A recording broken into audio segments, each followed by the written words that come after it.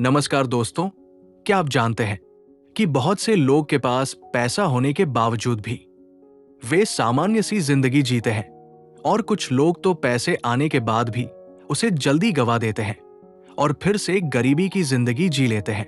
वही कुछ सामान्य लोग कम पैसे होने के बावजूद भी अच्छी जिंदगी जीते हैं और आगे अच्छी वेल्थ क्रिएट करते हैं। दोस्तों, मॉर्गन हाउसल की लिखी किताब द साइकोलॉजी ऑफ मनी हमें ये सिखाती है कि कैसे हम अमीर बन सकते हैं और कैसे एक अच्छी वेल्थ क्रिएट कर सकते हैं। बुक में बताई गई कुछ ऐसी ही बातें हम सीख सकते हैं। वीडियो में हम आपको ये भी बताएंगे कि कैसे एक छोटी सी गलती आपकी पूरी जिंदगी बदल सकती है। ये डराने वाली बात हो सकती है, लेकिन सच जानने के बाद आप सोचने पर मजबूर हो जाएंगे। इस वीडियो को पूरा देखिए, वरना शायद आप कभी वो समझ ही नहीं पाएंगे जो असल में जरूरी है। और हां, अगर आप हमारे चैनल पर नए हैं तो चैनल को सब्सक्राइब कीजिए, क्योंकि मैं आपकी लाइफ को इजी बनाना चाहता हूं। तो चलिए इस किताब में क्या कहा गया है जानते हैं। हमारा पहला अध्याय है किस्मत और जोखिम। इस अध्याय में मॉर्गन दो चीजों की बात करते हैं, किस्मत जिसे इंग्लिश में लक कहते हैं और जोखिम जिसे हम रिस्क कहते हैं। के मुताबिक यह दो जीवन की सच्चाई है जो मेहनत और अपने कर्म के बाहर काम करती है। वो कहते हैं कि किस्मत और जोखिम दोनों एक ही सिक्के के दो पहलू हैं, परंतु दोनों विपरीत दिशा में काम कर सकते हैं। इसी बात को समझने के लिए वो बिल गेट्स का उदाहरण देते हैं। वो बताते हैं कि कैसे 1968 में उसकी एक विद्यालय लेक साइंस स्कूल में एक कंप्यूटर था। वो एक आश्चर्य वाली बात है। इसके पीछे की कहानी भी बताते हैं। एक नेवी के अफसर जो कि उसी विद्यालय में मैथ्स पढ़ते थे, उन्हें लगा कि विद्यालय में एक कंप्यूटर होना चाहिए। इस विषय में वह विद्यालय को एक चिट्ठी भी लिखते हैं और यह किस्मत की बात है कि उसके उसी विद्यालय में बिल गेट्स पढ़ते थे। किस्मत की इस घटना को समझने के लिए वो इस बात का अनुमान लगाते हैं कि इस बात की क्या संभावना है कि जहां महाविद्यालयों में कंप्यूटर नहीं है, वही एक स्कूल में कंप्यूटर होगा और साथ ही साथ बिल गेट्स उसी विद्यालय के विद्यार्थी होंगे। ये उनके लिए किस्मत की बात है। साथ ही साथ वो जोखिम के बारे में भी समझते हैं। वो बताते हैं कि बिल गेट्स के साथ ही उसके दोस्त केन ईवीएस भी उतनी ही होनहार थे। वो भी कंप्यूटर में रुचि रखते थे और बिल गेट्स के साथ उन्होंने अपने स्कूल के लिए एक कंप्यूटर प्रोग्राम भी बनाया था। बताते हैं कि कैसे दोनों ने यह सोच रखी थी कि अगर भविष्य में वो कुछ करेंगे तो साथ में ही करेंगे, परंतु एक पहाड़ की चढ़ाई करते हुए एक हादसे में उनकी मृत्यु हो गई। इस बात का भी अनुमान लगाते हैं कि पहाड़ पर चढ़ाई करते हुए मृत्यु होना कितना संभव है। इसी के आधार पर वो ये भी टिप्पणी करते हैं कि दोनों घटनाएं उसकी उसी विद्यालय में पढ़ना जहां कंप्यूटर है और पहाड़ चढ़ते हुए मृत्यु, उन्हें दोनों के घटनाओं की संभावना बराबरी है, परंतु दोनों ने विपरीत दिशा में अपना काम किया। एक तरफ बिल गेट्स कामयाब हो गए, दूसरी तरफ उनके उतने ही होनहार दोस्त की मृत्यु हो गई। मॉर्गन कहते हैं कि इंसान का दिमाग हर कठिनाई से सरल जवाब ढूंढने की कोशिश करता है।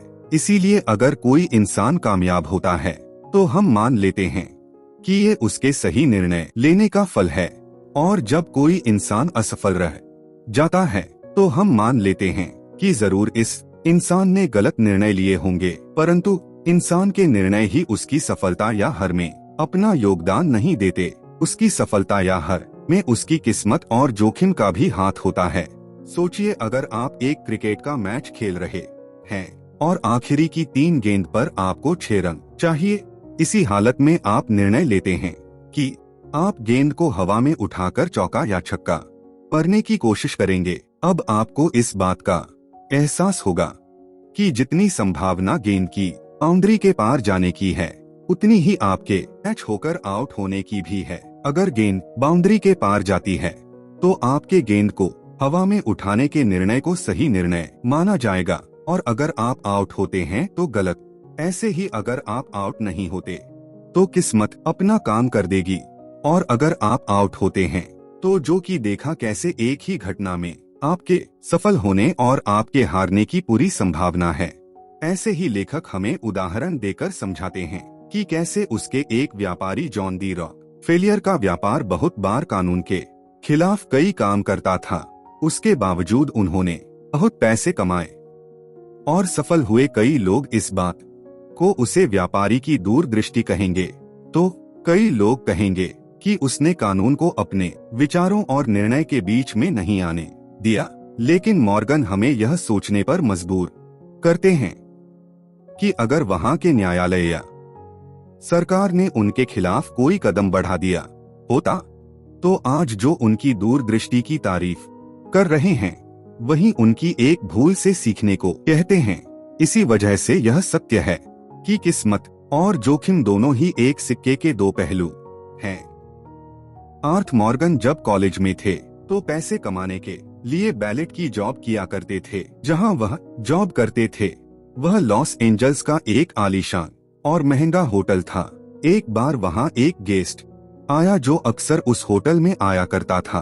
वह लड़का एक टेक्नोलॉजी एग्जीक्यूटिव था और काफी तेज दिमाग वाला था। सिर्फ 20 साल की उम्र में ही उसने वाईफाई राउटर के लिए एक ही कंपोनेंट डिजाइन करके उसे पेटेंट करवा लिया था। उस यंग मिलियनेयर में कई सारी टेक कंपनी स्टार्ट की और बाद में उन्हें बेच दिया। वह काफी सक्सेसफुल था, लेकिन पैसे के मामले में वह थोड़ा अनलकी था। वह लड़का जहां भी जाता अपने साथ नोटों की गड्डी रखता था और जो भी उसके साथ बात करता उसे वह यह पैसे दिखाता था।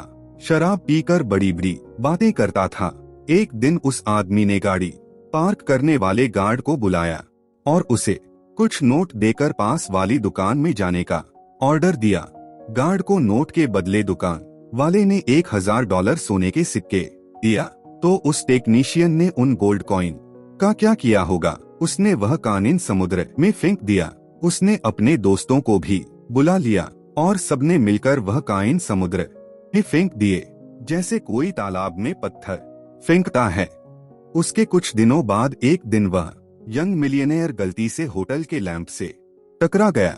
मैनेजर ने उसे कहा कि लैंप की कीमत $500 है, तो उस आदमी ने तमाशा खड़ा कर दिया। उसने अपनी जेब से पैसे निकालकर मैनेजर के मुंह पर दे मारे और बोला, यह रहे $5000, अब दोबारा मुझे अपनी शक्ल मत दिखाना। शायद आप सोच रहे होंगे कि यह कहानी सच है। क्या शायद आप सोच रहे होंगे कि उसी रंग मिलियनेयर का क्या हुआ होगा? जी हाँ, यह स्टोरी एकदम सच है।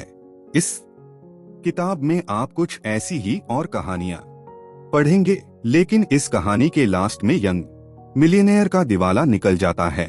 उसने कुछ ही सालों में जो कुछ कमाया था सब उड़ा दिया। उसके सारे पैसे खत्म हो गए और उसके यार दोस्त भी उसे छोड़कर चले गए। देखा आपने, पैसे से आप सब कुछ खरीद सकते हो, पर अच्छा व्यवहार नहीं खरीद सकते हैं। चलिए एक और कहानी सुनाता हूँ। रोनाल्ड रीड एक जनरेटर यानी दरबान था। वो एक छोटे से गांव में पैदा हुआ और पला बढ़ा था। वह अपने परिवार का पहला ऐसा इंसान था जिसने स्कूल तक से पढ़ाई की थी, और उससे भी मजेदार बात यह थी कि वह रोज लोगों से लिफ्ट लेकर स्कूल पहुंचता था। रोनाल्ड एक साधारण जिंदगी जी रहा था। 25 साल उसने एक गैस स्टेशन में गाड़ियां रिपेयर करने का काम किया। उसने जैसी 20 सालों तक फ्लोर की सफाई का काम किया। 38 साल की उम्र में रोमन ने एक 2 बेडरूम का घर खरीदा। उसने वह घर $8000 में खरीदा और अपनी पूरी लाइफ उस घर में गुजारे। रोनाल्ड की शादी भी हुई, पर कोई बच्चा नहीं हुआ। जब वह 50 का हुआ तो उसकी वाइफ चल बसी। उसके पड़ोसी का कहना था कि रोनाल्ड की मनपसंद हॉबी लकड़ियां काटना था। जिस दिन रोनाल्ड ने न्यूज हेडलाइन बनाई वह दिन था उसकी मौत का। यह 2014 की बात थी। रोनाल्ड रीड के पास $8 मिलियन थे। उसने $2 मिलियन अपने 2 सौतेले बच्चों के लिए छोड़े थे और $6 मिलियन एक लोकल हॉस्पिटल और लाइब्रेरी को दान कर दिए थे। अगर आप विकिपीडिया में रोनाल्ड रीड के बारे में सर्च करेंगे तो उसमें आपको पता चलेगा कि वह एक चौकीदार, गैस स्टेशन अटेंडेंट, इन्वेस्टर, समाज सेवक और मिलियनेयर था। लेकिन यह कैसे हुआ? इसमें कोई ट्विस्ट नहीं है। रोनाल्ड में कोई लॉटरी नहीं जीती थी और ना ही उसे कोई खानदानी पैसा मिला था। रोनाल्ड इतने सालों से पैसा बचाकर ब्लू स्टॉक चिप्स में इन्वेस्ट कर रहा था। बस इतनी सी बात थी, वह एक एक पैसा सेव करता था। यहाँ तक कि उसने कभी इंटरेस्ट भी नहीं निकाला था। उसने अपनी सेविंग को सालों साल कंपाउंड किया था और उसकी मौत तक उसके पास $8 मिलियन रकम जमा हो चुके थे। अब जरा एक नजर डालते हैं उस आदमी पर जो रोनाल्ड से बिल्कुल हटकर था। रिचर्ड फ्यूज मेरिल लिंच में एक एग्जीक्यूटिव था। उसने हार्वर्ड से MBA किया था और वह 40 की उम्र में रिटायर हो गया था। एक बिजनेस मैगजीन के 40 मोस्ट सक्सेसफुल पीपल लिस्ट में उसका नाम भी शामिल था। कनेक्टिकट में रिचर्ड का 18,000 स्क्वायर फीट का बंगला था, जिसमें 2 स्विमिंग पूल, 2 लिफ्ट, 7 गैराज और 11 बाथरूम थे। और इसकी मेंटेनेंस में रिचर्ड में काफी बड़ा उधार लिया था। लेकिन फिर उसकी किस्मत ने करवट बदली। 2008 में फाइनेंशियल क्राइसिस आया और रातों रात रिचर्ड फुटपाथ पर आ गया। इन दोनों यंग मिलियनेयर रोनाल्ड रीड और रिचर्ड की कहानी से हमने क्या सीखा? फाइनेंस सक्सेस कोई साइंस नहीं है, बल्कि फाइनेंस एक ऐसी फील्ड है जहां रोनाल्ड रीड जैसे लोग भी सक्सेस हो सकते हैं। एक हम एजुकेशन और एक्सपीरियंस वाला इंसान सज्जन आर्किटेक्ट या इंजीनियर नहीं बन सकता, लेकिन एम्स में रोनाल्ड जैसा मामूली आदमी भी काफी बढ़िया अचीवमेंट कर सकता है। फाइनेंशियल सक्सेस एक सॉफ्ट स्किल है जिसे कोई भी सीख सकता है। यह एक यूनिक फील्ड है जहां आपकी नॉलेज से ज्यादा आप कैसे बिहेव करेंगे यह ज्यादा मायने रखता है। फाइनेंस की फील्ड पैसे की साइकोलॉजी समझने का तरीका है। आप चाहे जहां से भी हो, जैसे भी हो, पैसा आपका दिमाग बड़ा बना देता है। बस आपको हमेशा अलर्ट रहने और ध्यान देने की जरूरत है। हर कोई अमीर बन सकता है।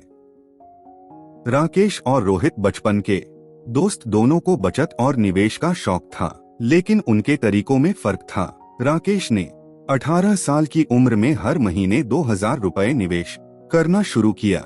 वहीं रोहित ने 10 साल तक इंतजार किया और फिर 28 की उम्र में 4,000 हर महीने निवेश करना शुरू किया। एक दिन 50 साल की उम्र में दोनों मिले और अपनी बचत का हिसाब करने लगे। राकेश के खाते में 95 लाख रुपए थे, जबकि रोहित के पास सिर्फ 50 रुपए लाख। यह देखकर रोहित हैरान रह गया। उसने कहा, राकेश, मैं हर महीने तुमसे ज्यादा निवेश कर रहा था, फिर भी मेरे पास कम पैसा क्यों है? राजेश मुस्कुराया और बोला, यह चक्रवृद्धि का चमत्कार है दोस्त। मैंने तुमसे 10 साल पहले शुरू किया और इसी वजह से मेरे पैसे ने मेरे लिए ज्यादा मेहनत की। रोहित को यह बात समझ नहीं आई। राकेश ने समझाते हुए कहा, चक्रवृद्धि का मतलब है कि जो पैसा तुम्हें मिलता है वह फिर से पैसा कमाने लगता है। अगर तुम्हारा निवेश समय पर शुरू हो जाए तो यह एक छोटे पौधे की तरह बड़ा पेड़ बन जाता है। रोहित ने पूछा, लेकिन मैंने तो 10 साल बाद डबल पैसे लगाए थे, फिर भी कैसे? राकेश ने कहा, समय सबसे बड़ा फैक्टर है। पैसा जितना ज्यादा समय तक निवेश में रहेगा उतना ही ज्यादा यह बढ़ेगा। चक्रवृद्धि समय का सबसे अच्छा दोस्त है। इस बातचीत के बाद रोहित ने महसूस किया कि उसने समय बर्बाद करके एक बड़ी गलती की। उसने राकेश से कहा, अब समझ आया कि शुरुआत करना सबसे जरूरी है, भले ही छोटी रकम से ही क्यों ना हो। राकेश ने जवाब दिया, बिल्कुल, छोटी शुरुआत भी बड़ी मंजिल तक ले जा सकती है। लोग अक्सर सोचते हैं कि उन्हें बड़े निवेश की जरूरत है, लेकिन असल में उन्हें समय की ताकत समझने की जरूरत है। यह कहानी हमें सिखाती है कि चक्रवृद्धि का जादू छोटी छोटी बचत को बड़ी दौलत में बदल सकता है। सबसे जरूरी है कि जल्द से जल्द शुरुआत की जाए और धैर्य रखा जाए। याद रखो, समय ही तुम्हारा सबसे बड़ा साथी है। अमीर बनना, अमीर बने रहना, पैसा पाना और बनाए रखना बिल्कुल अलग चीजें हैं और इनके लिए बिल्कुल अलग मानसिकता और रणनीतियां, स्ट्रेटेजी चाहिए। पैसा पाने के लिए जोखिम लेने की जरूरत होती है। पॉजिटिव बने रहने और खुद को इसमें झोंक देना पैसा बनाए रखने के लिए जरूरी होती है। ठीक इसके उल्टे की इसके लिए चाहिए विनम्रता और यह डर कि जो आपने कमाया है वह बहुत जल्दी आपके हाथ से निकल भी सकता है। माइकल मोरिस, जो एक वेंचर कैपिट है, वो कहते हैं, हम यह समझते हैं कि आने वाला कल बीते हुआ कल नहीं होगा। हम अभी तक के मिले इनाम पर आराम नहीं कर सकते। हम आत्मसंतुष्ट नहीं हो सकते। हम यह मानकर नहीं बैठ सकते कि बीते हुए कल की सफलता आने वाले कल की सफलता में तब्दील हो जाएगी। एक सर्वाइवल माइंड होने के लिए 3 चीजों की जरूरत होती है।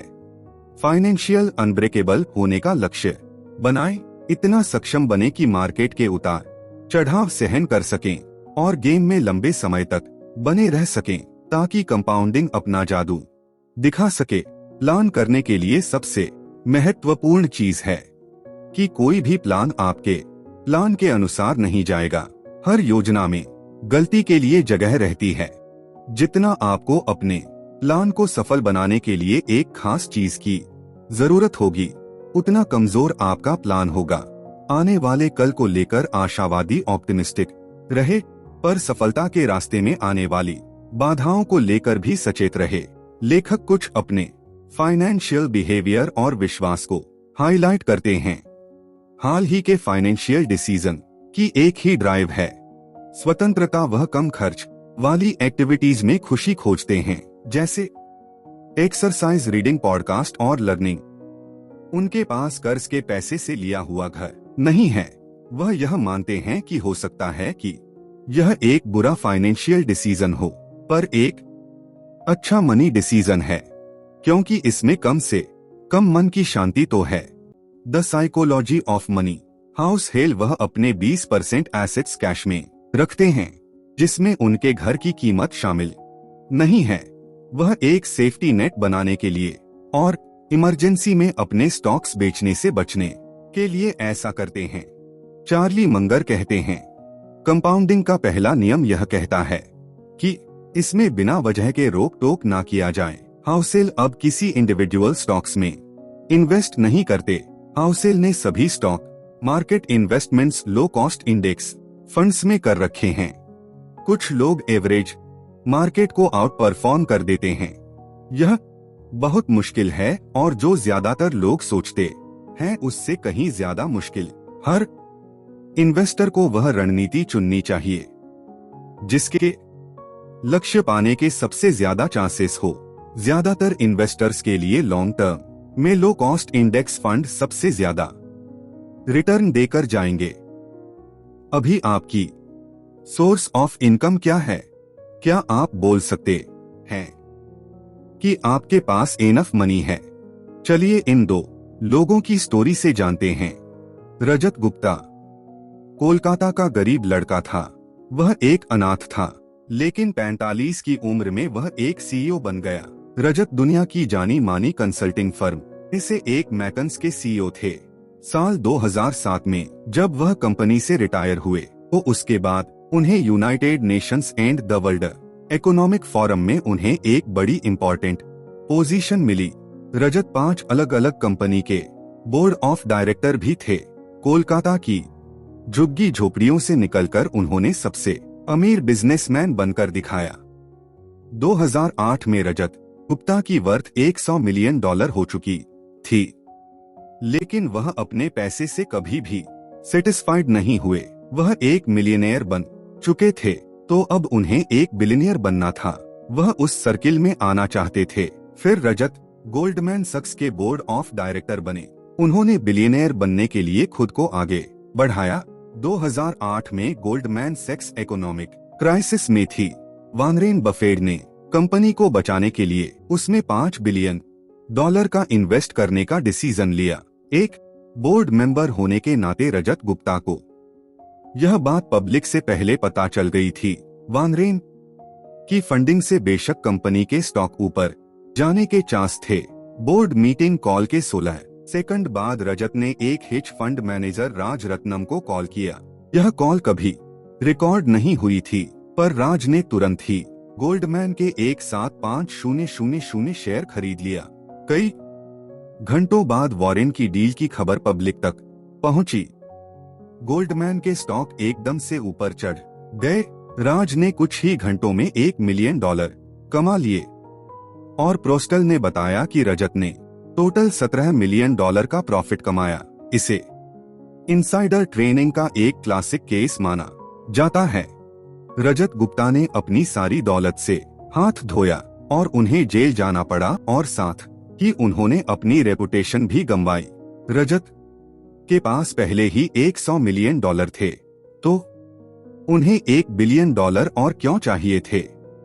उनके पास पहले से ही धन दौलत, फेम, पावर और फ्रीडम थी, लेकिन लालच में आकर उन्होंने सब कुछ गवा दिया क्योंकि रजत गुप्ता के पास इनफ का सेंस नहीं था। हम इस स्टोरी से 3 चीजें सीख सकते हैं। लेसन 1, सबसे मुश्किल फाइनेंशियल स्किल है और ज्यादा दौलत जमा करने से खुद को रोकना। ज्यादा पावर, ज्यादा फेम और ज्यादा पैसे का लालच हमें डुबा देता है। जब आप आगे नहीं बढ़ते तो आपको लगता है जैसे आप पीछे जा रहे हो, और फिर आगे बढ़ने के लिए आप बड़े से बड़ा रिस्क लेते हो। दौलत के साथ साथ आप लालची भी होते जाते हो। इंसान अपनी हद भूल जाता है, उसे समझ नहीं आता कि कहां पर रुकना है। लेसन नंबर 2, सोशल कंपैरिजन यानी दूसरों से तुलना एक प्रॉब्लम बन जाती है। मान लो एक फुटबॉल प्लेयर साल के 6,000 कमाता है, उसके पास पहले से ही काफी पैसा है, पर हम अगर उसकी तुलना माइक ड्रॉट से करें तो जिसका $430 मिलियन साल के हिसाब से 12 साल का कॉन्ट्रैक्ट है, तो हमें यह फुटबॉल प्लेयर उसके सामने एकदम गरीब लगेगा। अब मान लो हिज फंड मैनेजर जो $3 मिलियन कमाता है, पर 2018 में top 10 highest paid hedge fund managers कम से कम $340 मिलियन साल के कमाते हैं, तो हमें यह $36 मिलियन उसके मुकाबले काफी कम लगेंगे। लेकिन अगर टॉप 10 हिच फंड मैनेजर जो साल के $340 मिलियन कमा रहे हैं, वह अपनी तुलना अगर टॉप 5 से करें तो top 5 hedge fund manager $770 million कमाते हैं, और अगर टॉप 5 खुद की तुलना वरन बफेट से करें तो जो कि 2018 में उनसे $3.5 बिलियन ज्यादा अमीर है। और अगर वॉरेन बफेट जेफ बेजोस के लेवल पर आना चाहे तो जिसकी नेट वर्थ 2018 में $24 बिलियन थी, तो देखा आपने सोशल कंपैरिजन की दीवार बहुत ऊंची है, कोई भी इसे छू नहीं सकता। अगर आप इस खेल में शामिल हो जाओ कि मैं अपने दोस्तों जितना अमीर होना चाहता हूं, तो आप कभी नहीं जीत सकते, क्योंकि जीतने और पैसा कमाने की कोई लिमिट नहीं है, कोई पॉइंट नहीं जहां आपको इनफ लगे, आप सेटिस्फाइड फील करो। जीतने का एक ही तरीका है कि लड़ो ही मत। मान लो कि आपके पास काफी है, चाहे आपके आसपास के लोग और की चाहत में पागल हुए जा रहे हो। लॉस वेगस के एक डीलर ने एक बार कहा था, कसिनो में जीतने का एक ही तरीका है, घुसते ही बाहर निकल जाओ। सोचो आप एक एग्जीक्यूटिव विलेज की पार्टी में हैं, आप और आपके दोस्त से डिस्कस कर रहे हैं कि कौन सबसे अमीर है, किसके पास सबसे बड़ा घर है, और कौन सबसे ज्यादा फेमस है, और किसे लोग सबसे ज्यादा पसंद करते हैं। लेकिन आप देखोगे कि विनर कोई भी नहीं होगा, जीतेगा वही जो अपने आप से सेटिस्फाई है। फाइनेंशियल डिसीजन लेते समय बिल्कुल ठंडा होकर ना रहे, उचित रहने का लक्ष्य रखें, वाजिब होना ज्यादा रियलिस्टिक है, और इसके साथ लंबे समय तक बने रहने की जो कि सबसे ज्यादा मायने रखता है। पैसा बनाने के चांसेस समय के साथ बढ़ते जाते हैं। स्कॉट सेग जो एक पॉलिटिकल साइंटिस्ट है, वो कहते हैं, चीजें जो पहले कभी नहीं हुई वह पूरे समय होती रहती है। याद रखें कि बीते कल की परफॉर्मेंस आने वाले कल की परफॉर्मेंस का संकेत नहीं होती है। ब्लैक जैक और पोकर के प्लेयर्स को पता होता है कि वह संभावनाओं के साथ खेल रहे हैं, निश्चित के साथ नहीं। सबसे बेहतर प्लान यह है कि उन चीजों के लिए प्लान किया जाए जो आपके प्लान के हिसाब से नहीं जाती हो। आप इसको गलती के लिए जगह होना भी कह सकते हैं। यह इकलौता तरीका है सुरक्षित रूप से ऐसी दुनिया को दिशा देने का जो कि अनिश्चितताओं से चलती है, ना कि निश्चितों से। ऐसी चीज के लिए तैयार होना या उम्मीद करना बहुत मुश्किल है जिसे आप देख नहीं सकते। तो आप क्या कर सकते हैं? आप यह कर सकते हैं कि आप फेलियर के सिंगल पॉइंट को अवॉइड कर ले, फेलियर के इम्पैक्ट को मिनिमाइज कर सकते हैं। असफलता का सबसे बड़ा सिंगल पॉइंट यह होता है कि आप अपने खर्च और जरूरतों के लिए सिर्फ एक इनकम के सोर्स पर निर्भर रहते हैं, वह भी बिना किसी सेविंग्स के। बुरे दिनों का फंड एक अच्छा आइडिया है। उन चीजों के लिए पैसा बचाएं जिन्हें आप अनुमान या भविष्यवाणी नहीं कर सकते। तो इस किताब में हमने पैसे से जुड़ी मनोविज्ञान और आदतों को समझने की कोशिश की। साइकोलॉजी ऑफ मनी हमें यह सिखाती है कि पैसा केवल गणित नहीं बल्कि हमारी सोच, व्यवहार और निर्णय लेने की प्रक्रिया का परिणाम है। समझदारी से पैसा खर्च करना, भविष्य के लिए बचत करना और धैर्य रखना सबसे अहम है।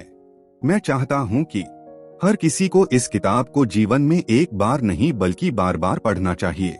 अगर आप इस किताब को खरीदना चाहते हैं तो हिंदी और अंग्रेजी दोनों किताबों के लिंक डिस्क्रिप्शन में मिल जाएंगे। आपको यह वीडियो कैसा लगा कमेंट सेक्शन में जरूर बताएं और अगर पसंद आए तो लाइक करें। इस चैनल को सब्सक्राइब जरूर करें क्योंकि हम आपके लिए ऐसी ही बुक सीरीज लाते रहेंगे। धन्यवाद।